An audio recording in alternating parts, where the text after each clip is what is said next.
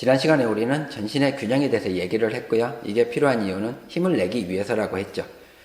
무술에서 요구하는 힘이라는 거는 접시 돌리기에 꼬는 동작, 펼치는 동작이 어우러질 때 만들어질 수 있는데 힘을 내는 방법, 즉 반력법에 대해서는요. 제가 이미 예전에 정권지르기, 엄수갱추를 설명하면서 여러 차례 언급을 했어요. 그러니까 여러분도 정권지르기의 진실 1편 정도는 보고 오시는 게 이 영상의 내용을 이해하는 데 도움이 될 거예요.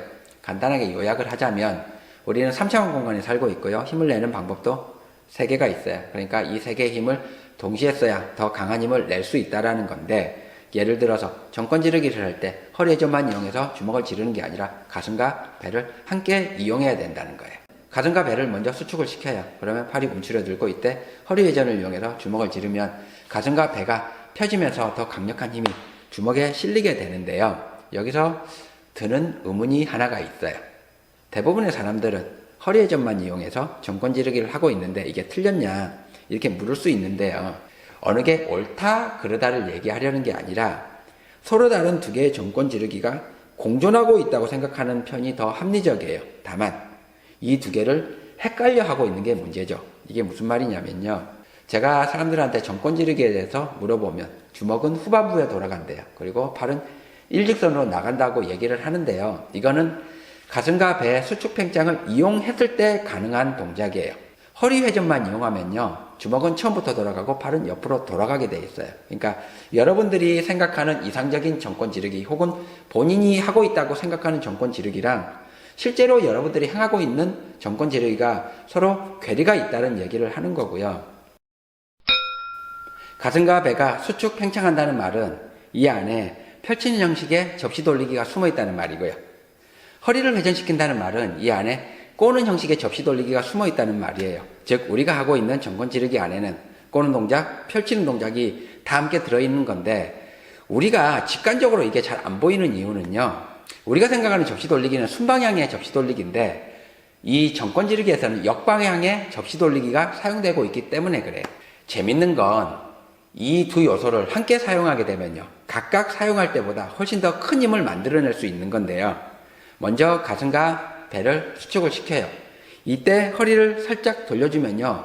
몸통이 순간적으로 팽창이 되면서 여기서 힘이 만들어지고 이 힘이 주먹까지 전달이 돼요. 즉 이러한 정권지르기를 통해서 힘의 폭발이라는 개념을 이해할 수 있게 되는 거예요. 제가 허리 회전을 설명하면서 무술에 너무 많은 동작들이 있고 이 많은 동작들을 일일이 허리와 손발의 움직임을 맞춰가면서 연습하는 건 힘든 일이기 때문에 아예 정교한 톱니바퀴를 몸 안에 집어넣어 버렸다는 얘기를 했어요. 정권지르기도 이것과 비슷한 개념으로 이해를 하면 돼요. 수많은 동작들을 일일이 힘을 줘가면서 연습하기가 힘드니까 아예 힘을 줄 수 있는 장치, 즉 폭발 장치를 몸 안에 집어넣어 버리는 게 정권지르기예요. 정권지르기를 하나의 기술로서 이해를 하면요. 연습할 명분이 없어요. 그런데 이거를 폭발 장치를 만드는 과정으로 이해를 하면요.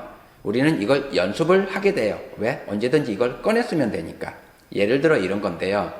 제가 첫 번째 시간에 뚜껑 열기 초식을 설명을 하면서요. 이런 예를 들었어요.